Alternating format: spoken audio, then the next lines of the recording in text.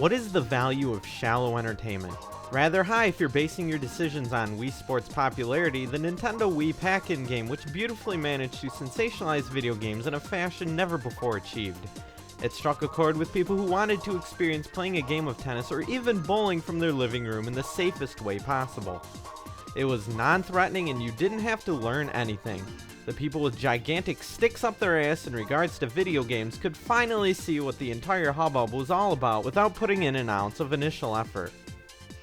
Not that I think that Wii Sports is a bad game. About half the disc has quality content and it does a good job of catalyzing social interaction. It was something completely brand new to do, and some of the games were actually fun with a tiny hint of potential depth. Theoretically, maybe. However, the big question is, will such a feat ever be achieved again? Not even Wii Play, Nintendo's follow-up to Wii Sports, packs much critical acclaim. That hasn't stopped these shallow titles from selling like hotcakes though. The fact that Carnival Games is still a bestseller for the system makes my inner gamer cry. Oh well, regardless, this is Deca Sports for the Nintendo Wii.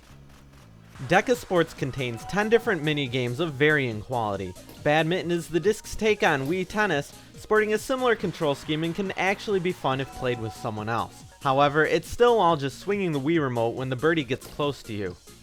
Wii Sports Tennis is still much better. Hell, if you want to actually buy a tennis-only game and invest in learning some controls for some more extended enjoyment, Sega Superstars Tennis is better as well. In critiquing Deca Sports though, the lack of an option to play doubles is a gigantic oversight. Beach Volleyball is the other game involving playing with a net. It plays similarly yet somehow manages to feel even more repetitive. Badminton will probably get much more play. Next we'll look at the racing games. There's kart racing where the racing is all done on flat land with loose controls and feels horrible. It's terrible. There's Supercross, which is probably more accessible for the non-gaming uncle to try out and laugh at exactly once, but still contains a lame set of controls and gameplay engine. And finally, there's Snowboard Cross, which looks the coolest but controls awfully as well.